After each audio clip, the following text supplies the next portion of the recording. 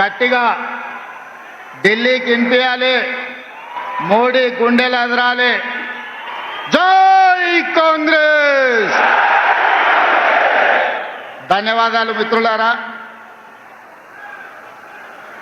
సామాజిక న్యాయ సమరభేరి కాంగ్రెస్ పార్టీ ప్రాణ సమానులైన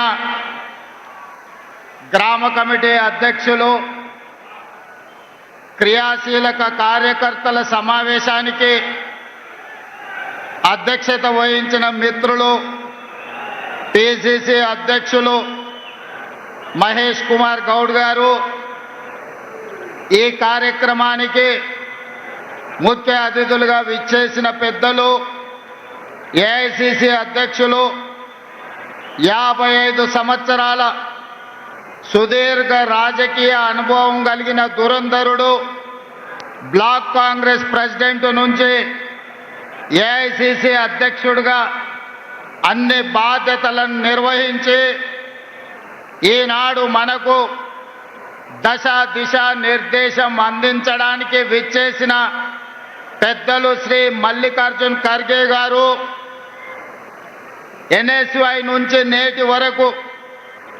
ఓటమి ఎరగకుండా కాంగ్రెస్ పార్టీ క్రియాశీలక రాజకీయాలలో రాటుదేలి కేరళ నుంచి ఈరోజు ఢిల్లీ స్థాయిలో ప్రధాన కార్యదర్శి ఆర్గనైజేషన్ బాధ్యత తీసుకొని వివిధ రాష్ట్రాలలో కాంగ్రెస్ పార్టీని సమన్వయం చేస్తూ సమస్యలను పరిష్కరిస్తూ ఈరోజు మనకు అండగా నిలబడడానికి విచ్చేసిన పిఏసి చైర్పర్సన్ కేసీ వేణుగోపాల్ గారికి, ఉప ముఖ్యమంత్రి వర్యులు మిత్రులు బట్టి విక్రమార్క గారికి,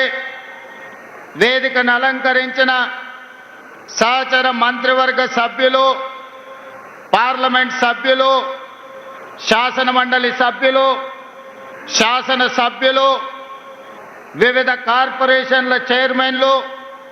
ప్రభుత్వ సలహాదారులు, జిల్లా పార్టీ అధ్యక్షులు, మండల పార్టీ అధ్యక్షులు,